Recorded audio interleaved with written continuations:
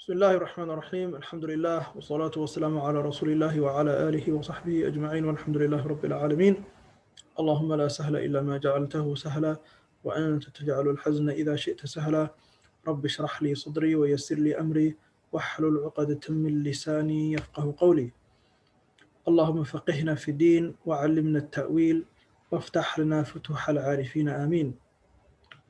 Inshallah, just continuing from where we left off in another episode of our series on the Quran.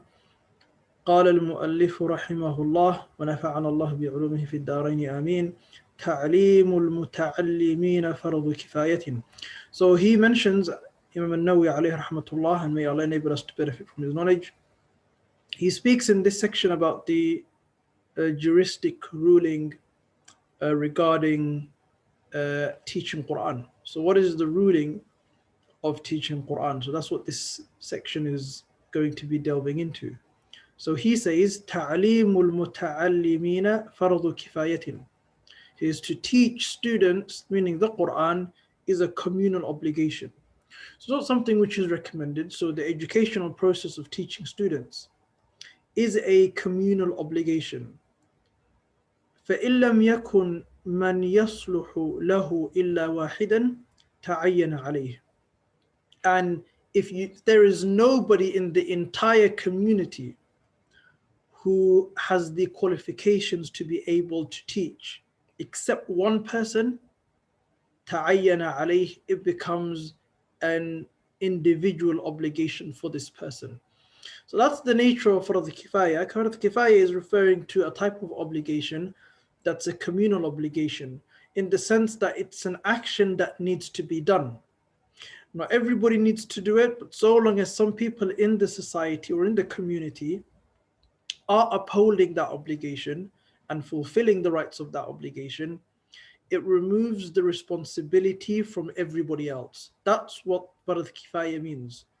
So تعليم المتعلم فرض كفاية. So this, the education process, Islamic education, Quran, Islamic studies generally speaking, is farad kifaya. And if there's nobody in the entire community who's qualified to do it except just one person, it becomes farad ayn, it becomes يعني تعين عليه, it becomes an individual obligation on that person. وإن كان, the author, he says, وإن كان هناك جماعة, if there is an entire community, a huge amount of people, إن كان هناك جماعة يحصل التعليم ببعضهم فامتنعوا كلهم أثموا. If there's a huge amount of people, okay, who are qualified to be able to give that Islamic education, that Quranic education, okay, and the responsibility would have been fulfilled if some of them were to fulfill that role, it would absolve the entire community. If they were to then refuse, فَامْتَنَعُوا كُلُّهُمْ, everybody refused to teach. If they did that, أَثِمُوا, every single person in that community is sinful. And that's just the nature of Farad Kifaya. So Farad Kifaya means that if some people are fulfilling that responsibility, everybody else in that community is free from sin. However, if there are people who are qualified to do it and they don't do it, it means every single person is in sin. So that's the nature of Farad Kifaya. Then Imam Nawawi continues and he says, وَإِنْ قَامَ بِهِ بَعْضُهُمْ. If there are some people in the community qualified who do fulfill that responsibility, سَقَطَ الْحَرَجُ عَنِ الْبَاقِينَ, the responsibility is absolved from everybody else. Okay? What about if somebody were to ask one specific person to teach them Quran? Do they have to acquiesce and say, okay, I have to accept since you asked me? Imam al-Nawawi, he says, وَإِن طُلِبَ مِنْ أَحَدِهِمْ فَامْتَنَعَ. If one of those people specifically was asked by somebody to teach them, فَامْتَنَعَ, but he or she refused, فأظهر الوجهين, the most correct and the most apparent out of the different opinions or the two different opinions, that which is the most closer to the truth, is أنه لا يأثم, that that person isn't sinful. Because there's a plurality of choice. There's more than one person who is able to fulfill that role. If it was only this person, if it was only that specific individual, and they refused, they would be sinful along with the entire community. However, because there's more than one person who's able to fulfill that responsibility, then if you ask one specific person, then that person isn't sinful if they were to refuse in those circumstances. But Imam Nawawi continues and he says, لكنه, however, يكره له ذلك إن لم يكن له عذر. However, it is disliked for a person to refuse if they don't have any reason to do so. So if a person doesn't really have any reason to refuse, and it's easily within their means to be able to teach this person who approached them, then it's disliked for this person to refuse if there's no reason for them to do so. It's not haram, it's not impermissible, but it's disliked for them to refuse somebody if there's no excuse, if they don't have any reason not to. I mean, if they have a reason, then obviously it's perfectly fine.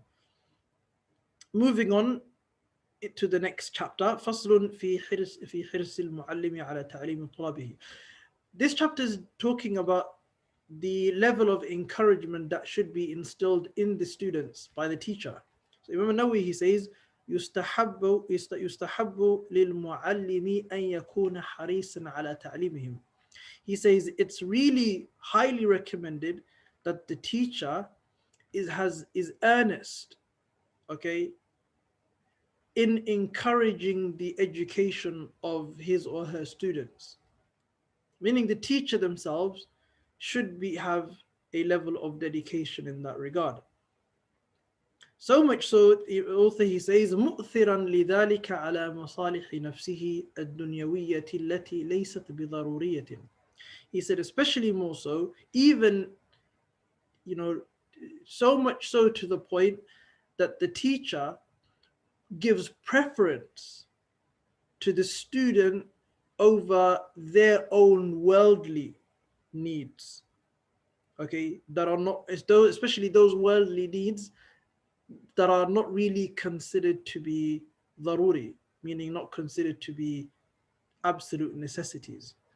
So if they are just, normal issues, giving preference and precedence, you're giving the student that extra level of, preference is considered to be something that a teacher should do, especially if it conflicts with the teacher's own desire for dunya and other things. Now, obviously, we have to put everything here into context, and it's important to always contextualize. It's important also for the teachers to be respected. It's also very important for the teachers to also be given that recognition, and for the community to also understand that the teacher who is teaching the Quran to the younger generation, to the children in the community, they also need to also be taken care of, okay? Because they also have families, they also have rights, they also have responsibilities. So they're not really just something that's there just to be used and discarded.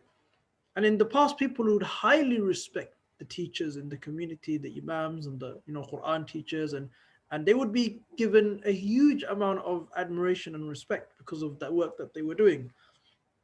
And obviously, as society evolves, things change, and what we witness nowadays quite different to how things used to be in the past, where there's not really much respect given to teachers who teach Quran, unfortunately. Having said that, Imam Nawawi, he says here, the teacher, obviously, considering the fact that he or she is teaching, their students, they should give them a level of preference, even to their own selves in those issues that are not considered necessities. Then Imam Nawawi continues, وَأَنْ يُفَرِّغَ قَلْبَهُ فِي حَالِ جُلُوسِهِ لإقرائهم من الأسباب الشاغلة كلها.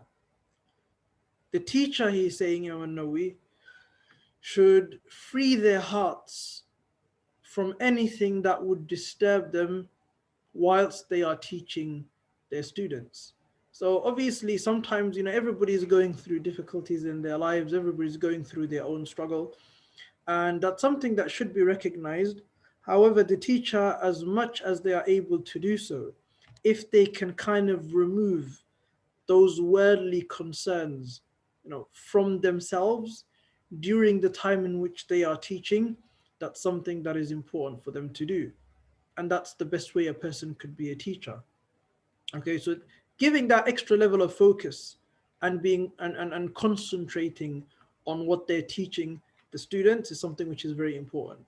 So giving priority to the class, or giving priority to the student or students, whatever the case may be, that is something which is extremely important for teachers to do. And they shouldn't be and at that time in which they're teaching, they shouldn't be busied with something else. And then, no, he says, وَهِيَ كَثِيرَةٌ مَعْرُوفَةٌ. Meaning, there's so many different issues that, that can arise, and there's so many things that can, preoccupy the mind of the teacher. So that's something that they should try and avoid as much as they can whilst they're teaching. وَأَنْ يَكُونَ حَرِيصًا عَلَى تَفْهِيمِهِمْ. And also, Imam Nawawi, he says, the teacher should be earnest and should strive also to get them to understand the Quran. Okay, so it's not only important for them to be able to read the Quran. It's not only, and this goes for everybody. It's not, who reads Quran. It's not just that we should be reciting Quran or reading the Quran, but trying to have an in-depth understanding of the Quran. So kind of understanding what the Quran is teaching us is also extremely important. We should be able to understand what the Quran is teaching. We should be able to understand what the Quran is telling us, because it's the revelation that was sent down in order to guide humanity. And if that's the case, then we should kind of try and understand what the Quranic injunctions are, what the Quran is telling us, what the Quran is teaching us. And the teacher, Imam Nawawi, he's saying that the teacher should be able to know, should have an in-depth understanding of the student. So he or she should know which student should be given an extra amount of work to do, as opposed to those students who should be given only an amount that they know would be sufficient for that student. So in order to be able to do that, the teacher should be very well aware of who they are teaching. Imam Nawawi, he says, وَأَن يُعْطِيَ كُلَّ إِنسَانٍ مِّنْهُمْ مَا يَلِيقُ بِهِ. The teacher should give every single student that which would suffice for them. فَلَا يُكْثِرُ عَلَى مَنْ لَا يَحْتَمِلُ الْإِكْثَارِ. So the teacher shouldn't give an extra amount of work for the person or for the student who would not be able to handle that. وَلَا يُقَصِّرُ لِمَنْ يَحْتَمِلُ الزِّيَادَةِ. And the teacher should also not give a small, or shouldn't really give a small or a trivial task to a student who's able to do more. So everything should be measured properly and correctly. The teacher should be able to measure the student's understanding, capabilities, and progress. وَيَأْخُذُهُمْ بِإِعَادَةِ مَحْفُوظَاتِهِمْ. The teacher should then, take them to task all the time, especially in that which they've understood and that which they've memorized. So they should be able to listen to them and to also take them to account for that which they've memorized and that which they've learned.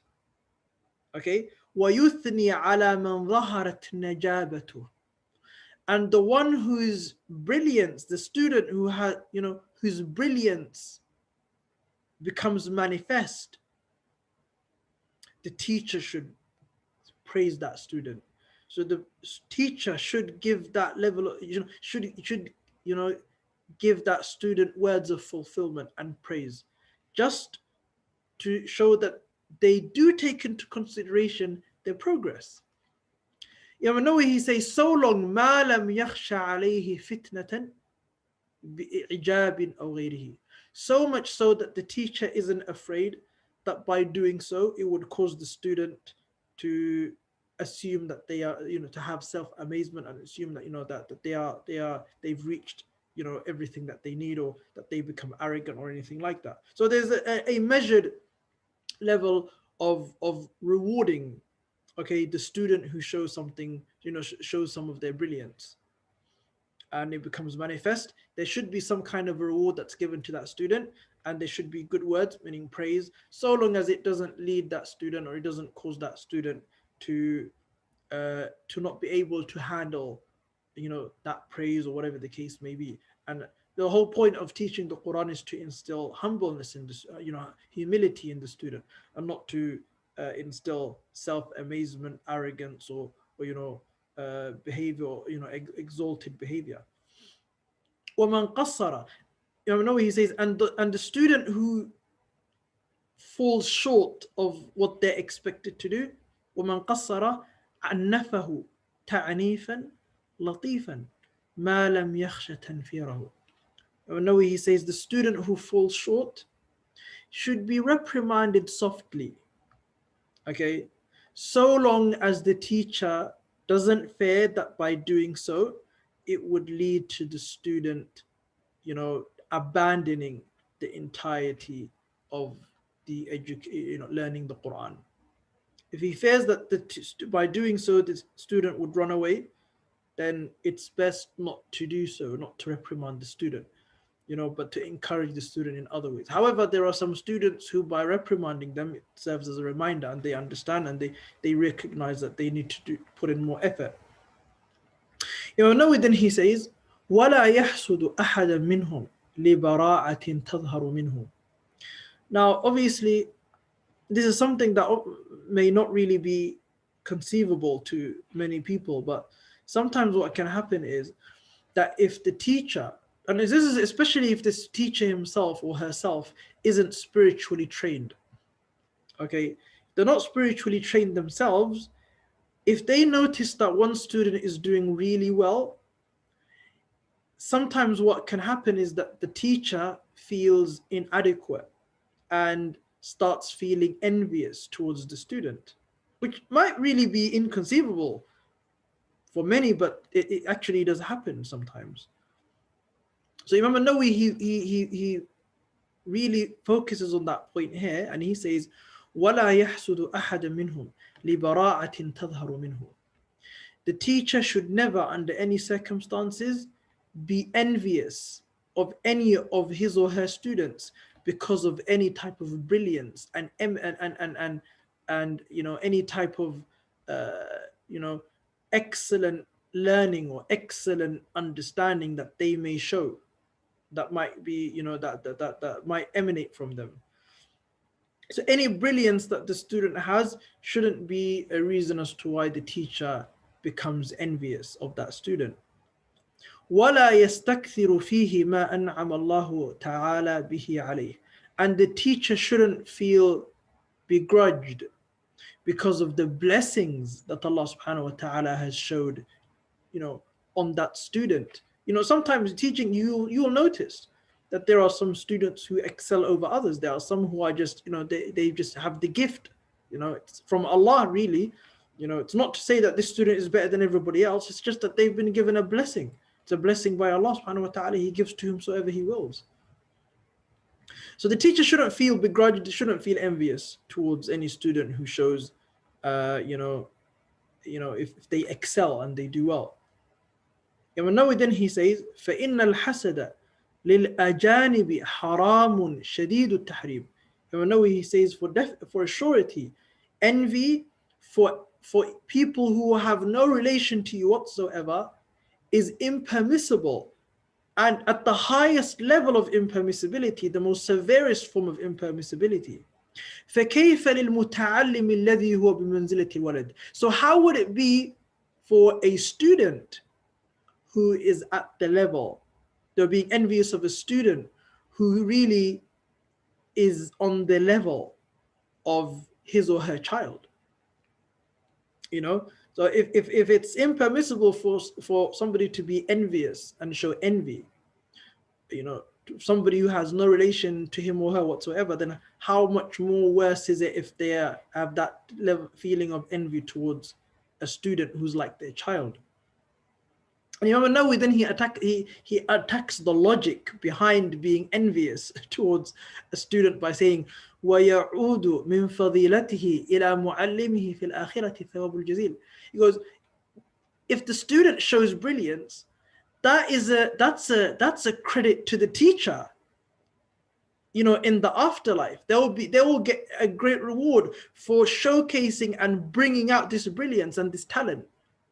And with dunya, and even in this worldly life, athana'ul jamil, they will get a huge amount of praise by producing this student. So it doesn't make sense why a teacher, he's saying why a teacher would ever be envious of this student. But it's things, we know we're human beings. These are things that these are things that may happen. If it happens, a person should be very, very careful. Especially the teachers should be extremely careful that those types of feelings never seep into their hearts at all. So inshallah, we've finished that section, inshallah, and then what we'll do is, inshallah, we'll continue the next section on this on at-tibyan fi adab hamlat al-Quran, the CR series on the Quran, in the next episode. Jazakumullah khair for joining us. Assalamu alaikum wa rahmatullahi